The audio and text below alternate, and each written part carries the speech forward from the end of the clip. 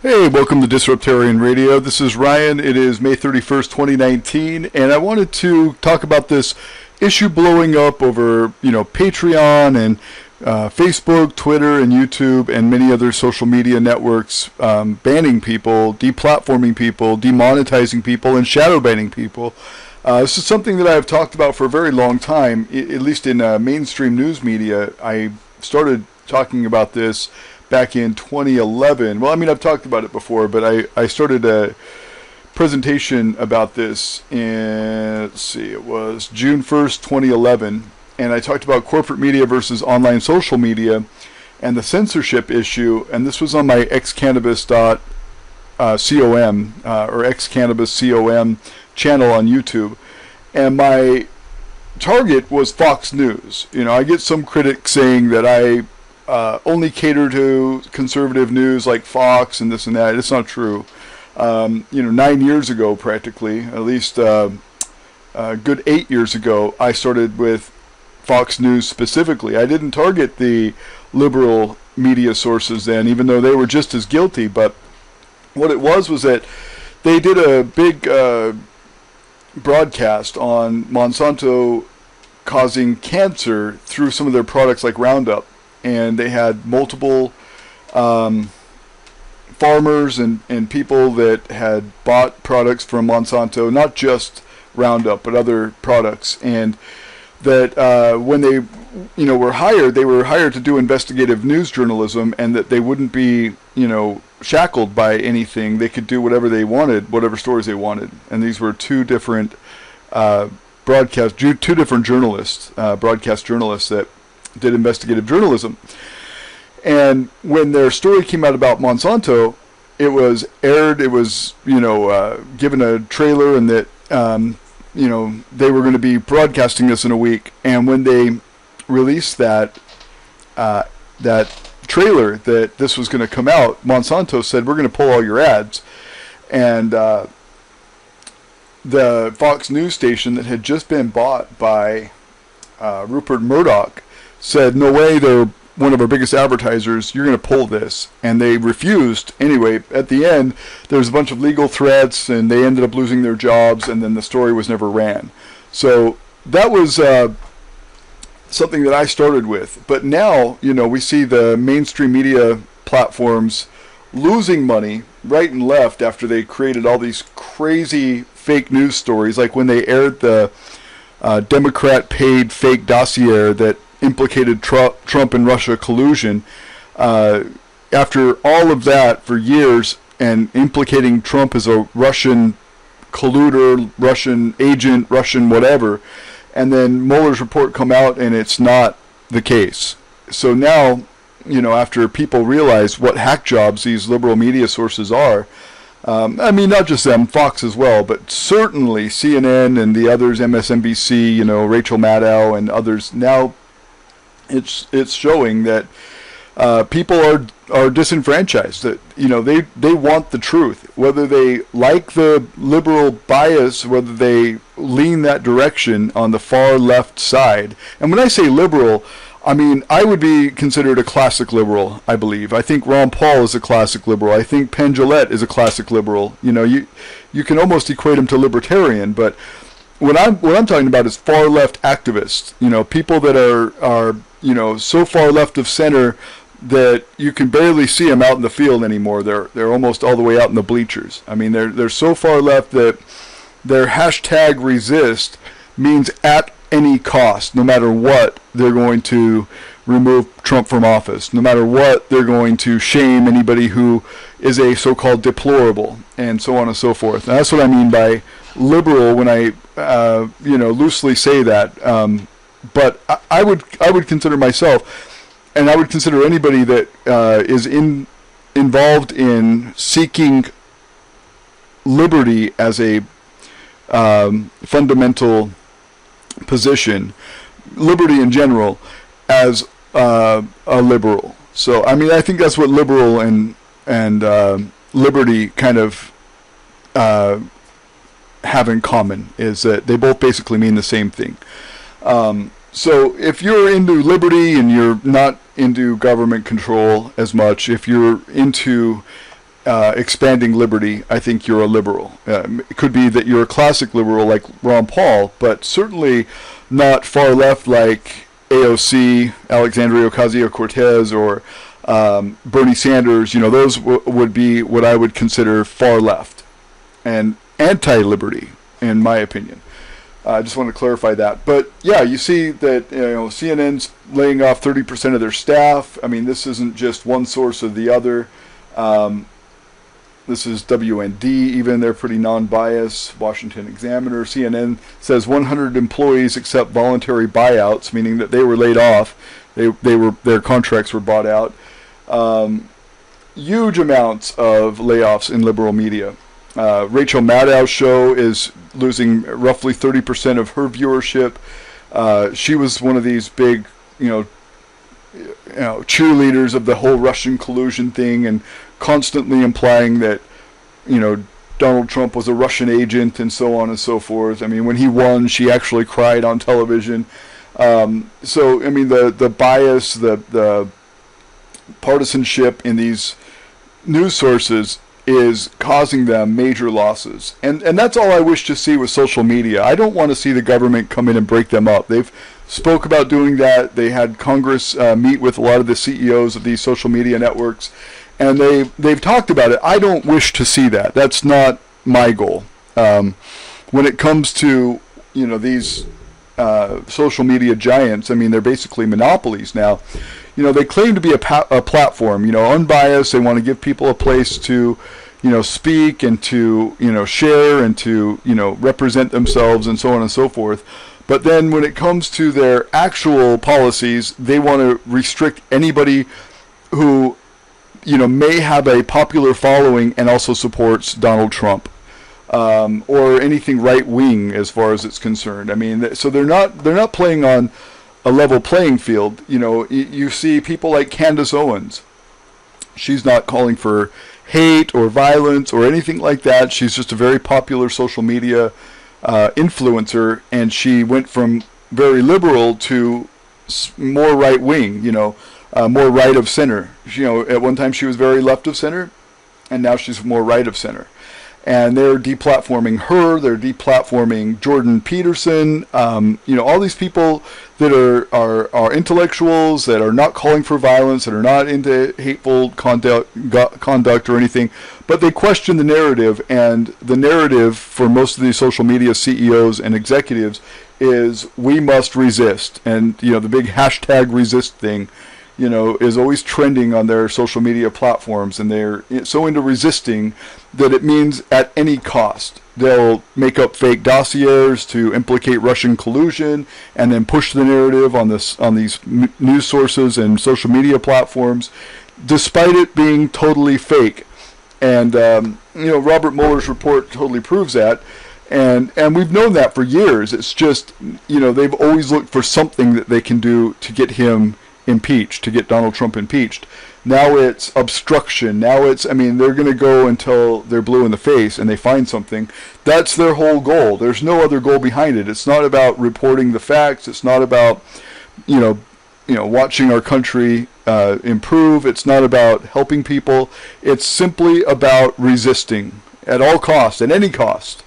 And so it's showing negative consequences. And if they continue to do that, if they continue to deplatform people, people like Sam Harris and other very, very prominent intellectuals and influencers are going to leave, and they are leaving, and they're taking members and subscribers away, like with Patreon. Sam Harris, after seeing Lauren Southern, this is something he specifically said. I'll just see if I can find that. Oh boy, I just had it up, but let me just talk about something that was released today. This is why they're so scared. This right here was released today, May 31st, 2019. Right now it's 3:23 p.m. my time. I think this was released about 6 hours ago. It already has 354,000 views. This is Steven Crowder, Louder with Crowder, his show. And they're talking about how Vox News, an NBC affiliate that just got $200 million of funding from NBC recently, has been calling for people to false flag Steven Crowder's videos so that he can be deplatformed. And so that continues to happen. He continues to have to fight legal battles with YouTube and other platforms to stay on, the platform. But this is something that was just released today, and this is why they're so scared. So I'm just going to play this for you, and then I'll get into that thing about Sam Harris and others that are leaving these platforms. This is corporate censorship. And this is yet another giant company trying to lean on this channel, your channel, and the content that you've created. And this is a war I want to make sure that everyone understands. We will fight to the absolute bitter end, both legally and publicly. So if you've clicked on this video, it's the exact opposite of clickbait. The title, it's pretty much exactly what you would expect. The host of Vox has actively, it's been brought to my attention, been on a campaign to get this channel banned, removed from YouTube, from encouraging viewers in massive flagging campaigns to directly communicating with YouTube in order to try and get me in these videos completely removed from the platform. A couple of the tweets, by refusing to enforce its anti-harassment policy, YouTube is helping incredibly powerful cyberbullies go to this dude's videos and flag them, question mark? So not a lot of conviction there. Seems like a question tossed to the audience. Let me explain the more sinister context at play here. First, I've been accused of playing a part, or this person, Carlos Maza, having been doxxed. I have always condemned and continue to condemn, discourage any and all forms of doxing or targeted harassment of anyone online. I want to actually input something here. I have a common troll, and it's something that has just peeked his head recently in a very prominent way on many of my channels. And, for a good 12 years of my online experience, I had very good conversations with Mormons. There was no trolling. There was no wars. There was no, attacks, personal attacks or otherwise. It was all just information and debate.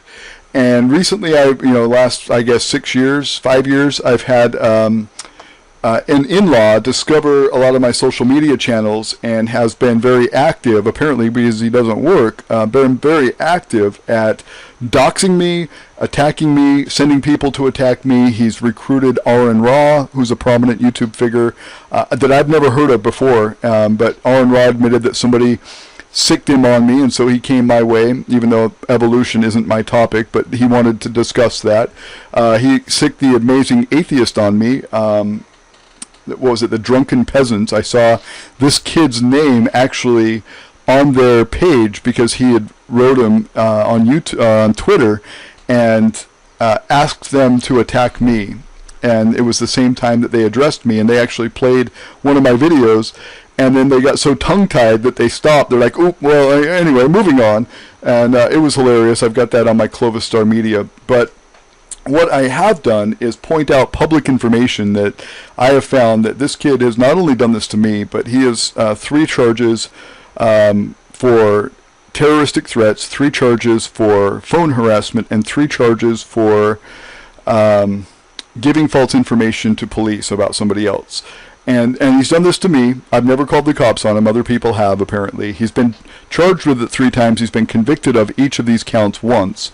And so I pointed that out just to show that while he may say things that are untrue about me, he may imply that I am this or that I am that, or that I've done one thing or the other, and that people need to attack me or dox me like this guy from Vox is doing to Steven Crowder. The facts are not in his favor, because if you just look up his very public police report, this isn't doxing by saying, go to this website and look him up, because this is public. Once you go to the court system, these things become public. And when he had his family attack me, he had his stepdaddy come fight me once, physically fight me at my house and assault me and my children. And then the stepdaddy got beat pretty bad, and then they called the cops on me. But because they called the cops on me, and because we were charged, legally, and I beat the charges, but because it went to court, that became public information. So I was able to play the police report, play the recording of the interviews with the police during this, and show that, he had sicked them on me, and that he was involved with this, and that the stepfather had named him as the source. And so I love it when they go to court over these things, because then it becomes public information. It's no longer doxing somebody if it's public info. So I just wanted to go off on that. I've had the same thing where people come and try to flag me and get my social media banned, and it hasn't worked, but they keep trying. Anyway, I'm going to play you the rest of this. Okay? I've been consistent, so please don't do that here. I know some of you will get, obviously, mad, maybe a little enraged at some of the information you're about to hear, but please don't do that. Be above that. If there's any proof that I've actively encouraged people to dox this person or anyone, I will profusely apologize. Any proof. Here's the thing. Of the tens of millions of cumulative plays on our rebuttals to Vox on this channel, every single one of them is about criticizing their ideas or incorrect assumptions. Every instance has been about fighting bad information with better information. Now, Carlos Maza is upset. Okay, listen, have I ever called you, Carlos, the gay Latino host at Fox? Yes, of course. But that's friendly ribbing. And, I genuinely wouldn't consider you being that upset about it, considering your handle is @gaywonk. Yeah. Did I ever offhandedly use the term lispy queer? I really don't remember it, but it sounds like me. Why? Because you speak with the lisp, and you refer to yourself as a queer. That, along with the LGBTQ moniker, has genuinely made me think that queer is one of the more suitable terms. If not, I don't understand the rule book. Please correct me. Also, by the way, it's funny. And this is a comedy show. Lispy queer is harmless, and I enjoy saying it. And you're not alone. Quarter black Garrett, half Asian lawyer Bill Richmond. I won't apologize for it, just like I won't apologize for the socialisms for fig shirts, which they now want to have actively removed. Available at loudclattershop.com. If using your words taken directly from the acronym you regularly tout is now hate speech, no one can understand the rules. And that's a great point. They have a double standard. They will refer to themselves as this. They will make it publicly identifiable as they are this or they are that, and they use that to their advantage. They use shocking words to get clickbait, out there, and then these liberal activists. When I say liberal, again, I'm talking about far left. They go off to left field and promote it so highly that when they're referred to as, queer this or whatever that, then they get offended. Well, they were looking for that the whole time. They were pushing that narrative the whole time, and they were wanting the response that they got so that they could be outraged and play the victim. Victim mentality is a common tactic of the far left. This is a big reason why I do the media that I do, to point out, that's what this is. This is the virtue signaling, convenience store, clickbait, victim mentality generation. They call it Generation X. I call it something different. And then, so when we go, here we go. This is talking about the censorship of 5 prominent conservatives on these social media platforms. These are people that get, like, for example, Alex Jones was getting something like 61 million views a month and had the biggest social media following in the world before he was deplatformed recently. He would get more views than CNN, MSNBC, ABC, and probably any other mainstream media source combined. And they deplatformed him because they say it was fake news or something like that. I mean, we grew up with that our whole lives, knowing that, people push the limits, like the National Enquirer. I would go to the store as a kid, 8 years old, whatever, I would see the National Enquirer. You can still see the National Enquirer. You know that, whether it's published or not, you should double check the sources. You're not going to believe Bat Boy came out of a cave one day and, whatever, became a adopted member of some human family or whatever. You got to take it with a grain of salt. People know this. This is something that's come, into our society long before social media. But let's just talk about this censored movie. I have not seen this yet, but it talks about Paul Joseph Watson, Gavin McInnes, Tommy Robinson, Laura Loomer, I believe her name is, and others that have been deplatformed on these social media platforms. let's just identify what a platform is.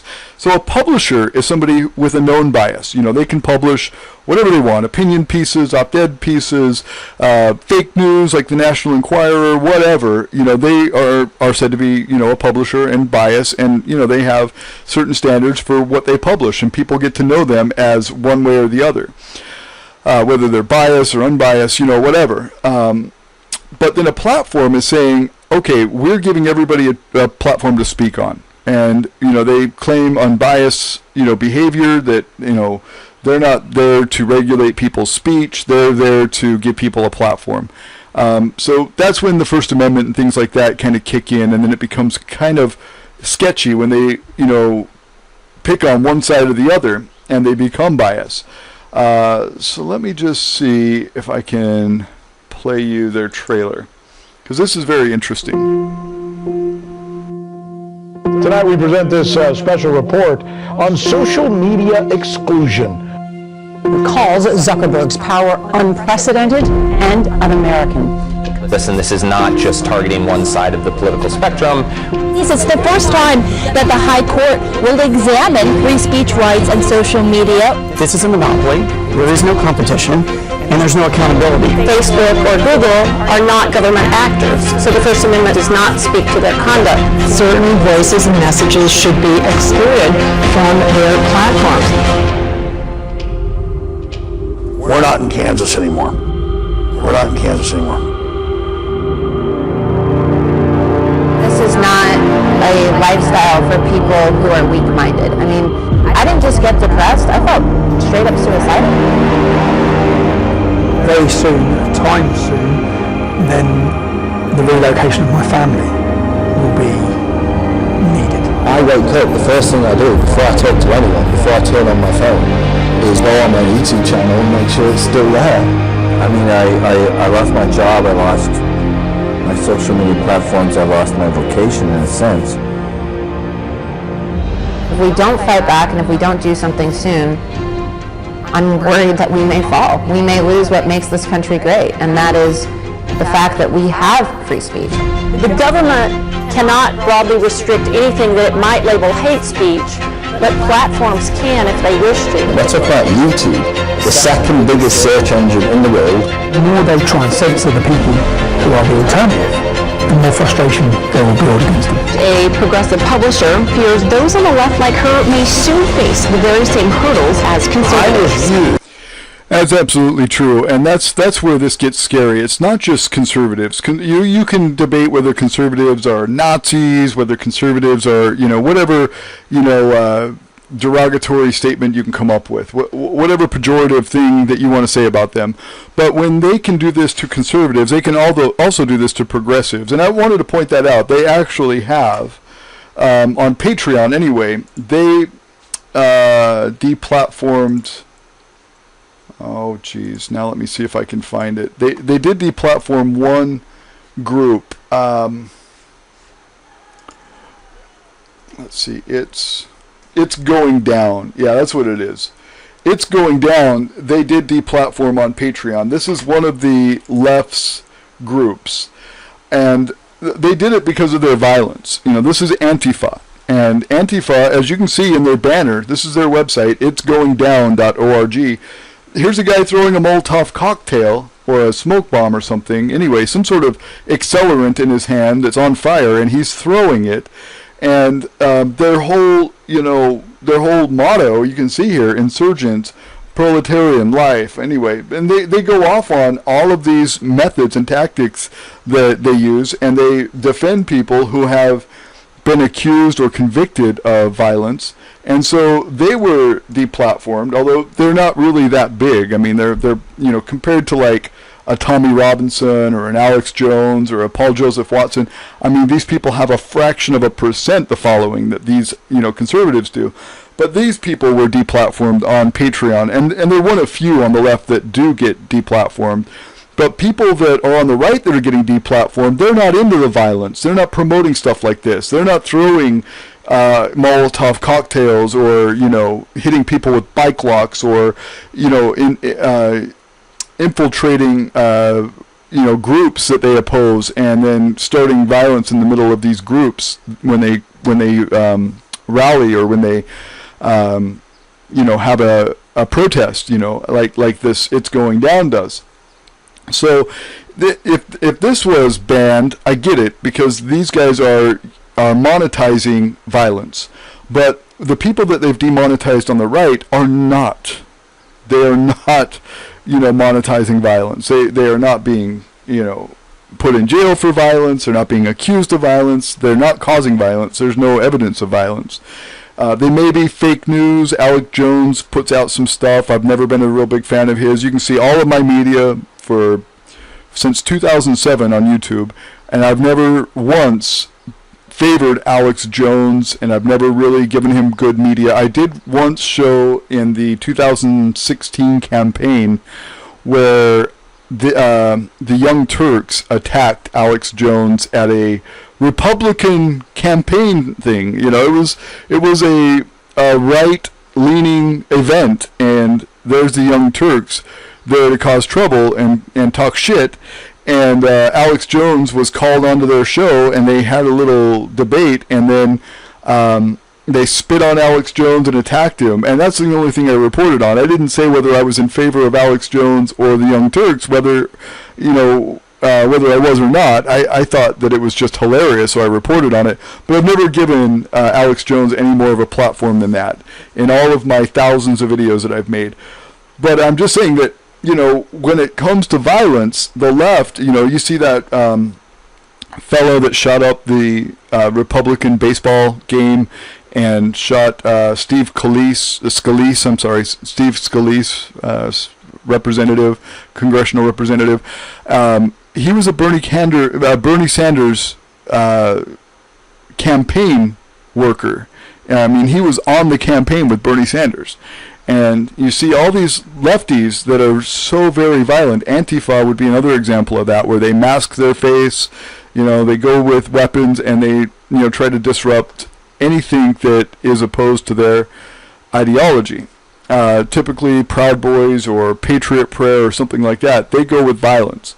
You see that in Charlotte, North Carolina, where that guy ran over that group of people, all the way down the street where he's driving. He's not like swerving to hit people or anything. He's just driving to get away, is what it looked like to me.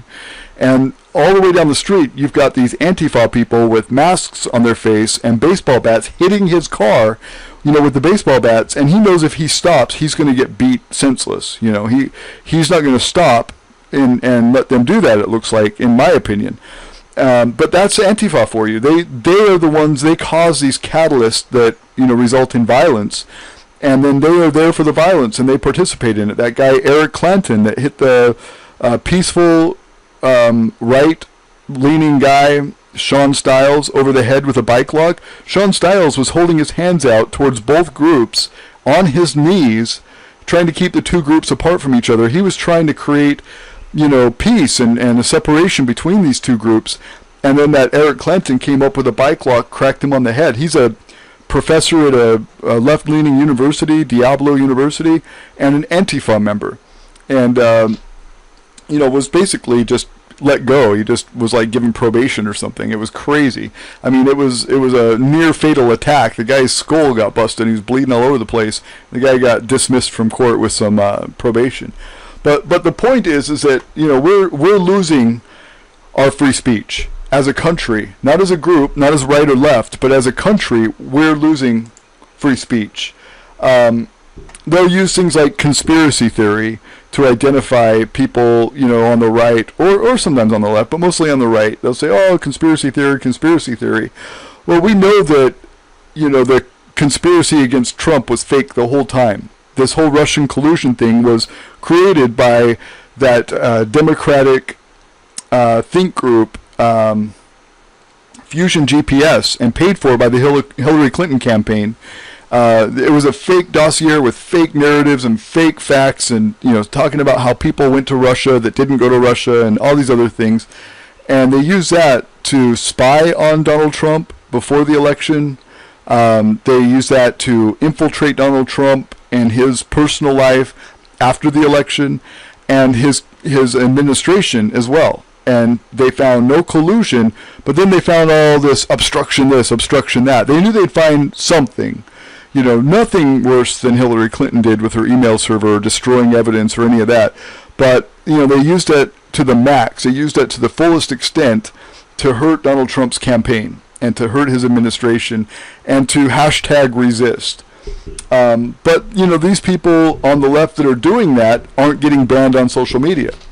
You know, they're probably, if anything, getting trending on social media, because like Fusion GPS and some of their cohorts, some of their operatives, you know, are still on social media after all they did to obstruct and basically wage a coup against the sitting president of the United States. So I just wanted to point this out, that this is happening. Sam Harris, that's one thing I wanted to show, is that Sam Harris leaves Patreon, and he's not a right, you know, an alt-right guy or right-leaning guy or anything like that. Sam Harris would consider him left of center, and he says that specifically. Let me see. I know, and Jordan Peterson has left. Other people, they weren't forced out. They just left. They were tired of seeing the censorship. Let's see, Patreons. Oh yeah, Sargon of Akkad. I think his name was something, Carl Benjamin, who they recently deplatformed over something that he said in an interview on a different platform 10 months before. They apparently found this on Patreon, and they deplatformed him, Sargon of Akkad. And they, you know, in an interview with Dave Rubin, I can't remember his name, the founder of Patreon, said that they don't ban people on their platform who have said something on a different platform. You know, it's only what they host on their platform that they might deplatform somebody for. But they wouldn't do it if somebody said something per se on Twitter. You know, they wouldn't deplatform somebody over that. So Sam Harris, why he left Patreon. Let me see. I think this might be the one. Sargon of Akkad. I'm leaving Patreon. Anyway, there's quite a bit of it, and I'm probably not going to get the right one if I click on this one. I had it up earlier, but then my computer had a issue that had to be rebooted. So, but I just wanted to say, if I play this, I've played others already. I don't monetize my content for the most part, because almost everything I play has some sort of content that belongs to somebody else, and YouTube monetizes that, and they don't let me monetize it. If I play, for example, if I play Buju Banton or the band Sublime, or if I play music, or if I play something else that's owned by somebody else, then YouTube has an algorithm that detects that, and then they monetize it for the original content producer. I don't get any of that. I don't even get a percentage of that, even though 95% of it is my own content. But if I did it for the money, if I did it to, you know, make money or gain popularity or fame or fortune or any of that, then I wouldn't use somebody else's content. I would use only my own content. I wouldn't take 5% of my media and assign it to somebody else, you know, because it's not about the money for me. It's about filling a void. It's about, you know, putting more media out there to replace what has been lost out there in the ether, you know. So let's just play this. I believe this is Sam Harris talking about why he left. And he does mention Lauren Southern in this. When he saw conservatives getting banned, he's like, you know what, I can't risk it anymore. I'm just leaving. I'm going to direct my, you know, $80,000 a month on Patreon somewhere else. So he was the third largest Patreon. Okay, Patreon. As many of you probably know, I deleted my Patreon account, and I issued a brief statement. I'll just read that here so we're on the same page. I have a little more to say. It's very brief. This is what I posted. Dear Patreon supporters, as many of you know, the crowdfunding site Patreon has banned several prominent content creators from its platform. While the company insists that each was in violation of its terms of service, these recent expulsions seem more readily explained by political bias. Although I don't share the politics of the band members, I consider it no longer tenable to expose any part of my podcast funding to the whims of Patreon's, quote, Trust and Safety Committee. I will be deleting my Patreon account tomorrow. If you want to continue sponsoring my work, I encourage you to open a subscription at samharris.org/subscribe. As always, I remain deeply grateful for your support. Wishing you all a very happy New Year.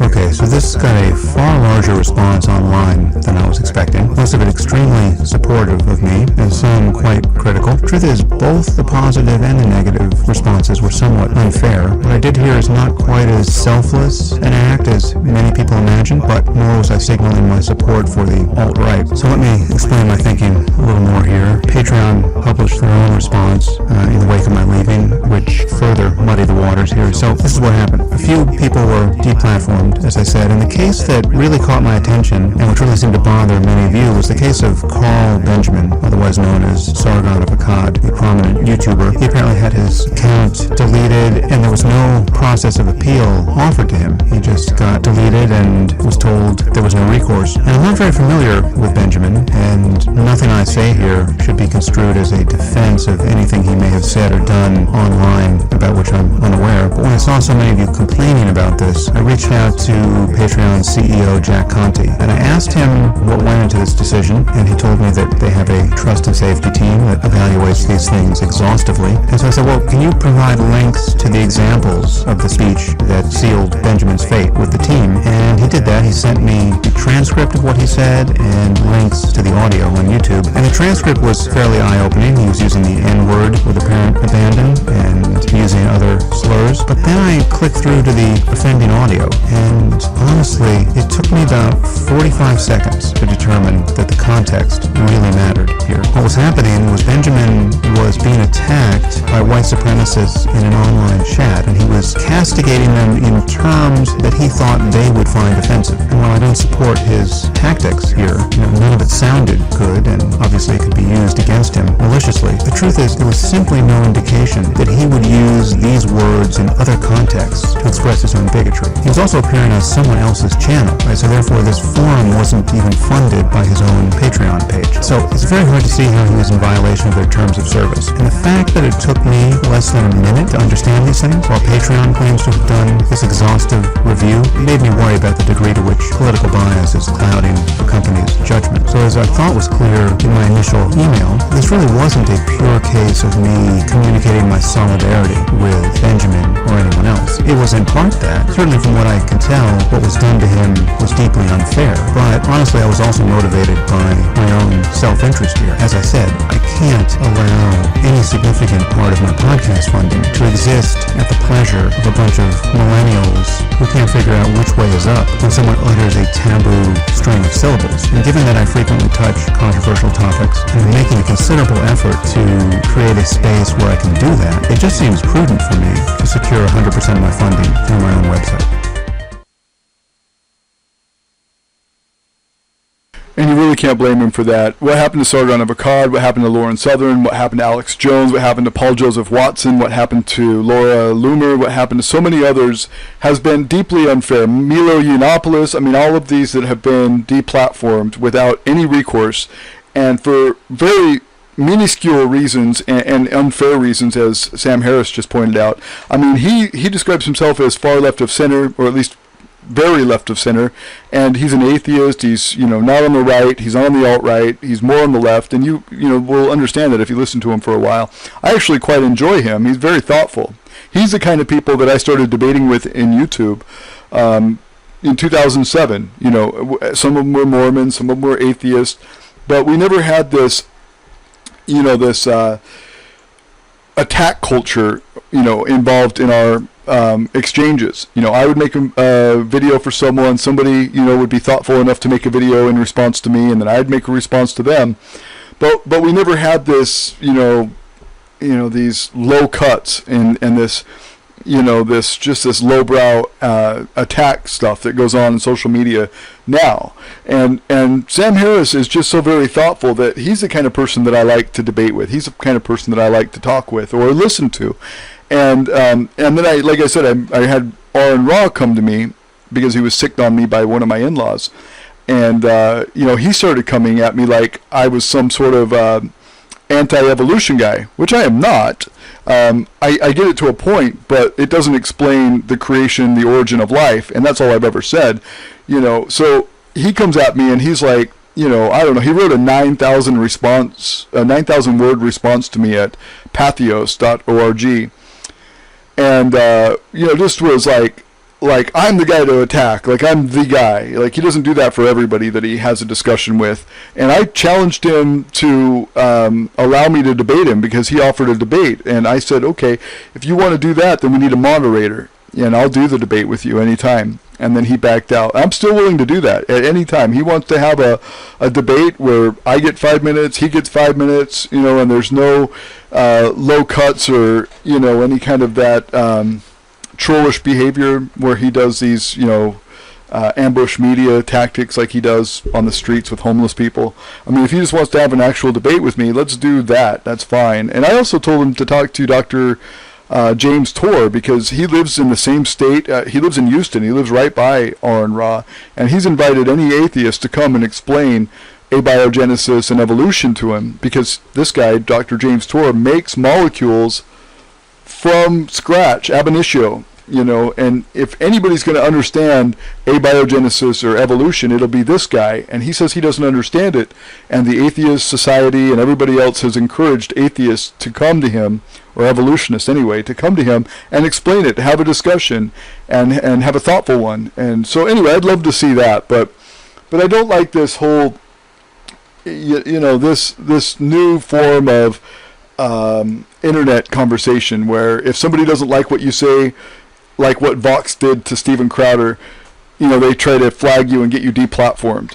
And so I think what's going to happen, I don't want to see the government get involved and penalize these people like they're talking about. What I want to see is what's happened to CNN. If they continue to ban people from alternate opinions that don't agree with their, you know, political persuasion, like these CEOs are doing, that they'll just die off like CNN is dying off currently, you know, and that there will be a void, a vacuum, and that somebody will fill that vacuum. CRTV is doing a good job. I have filmcraze.com for people to, you know, use a different platform for social media to promote their videos, to, you know, get a different audience. You know, that's something that I would like to see. I want to see the free market handle this. I don't want to see this handled by government intervention. A lot of lefties, a lot of far left people, even some of the far right people want to see the government get involved.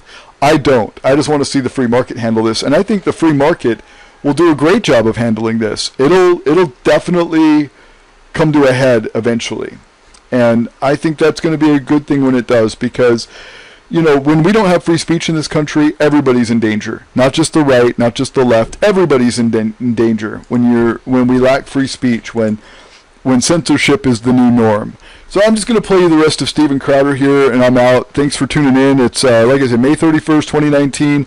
I've got a show here in a few minutes, so I'm going to be doing Talk Story on Disruptarian.com at 4:20 p.m.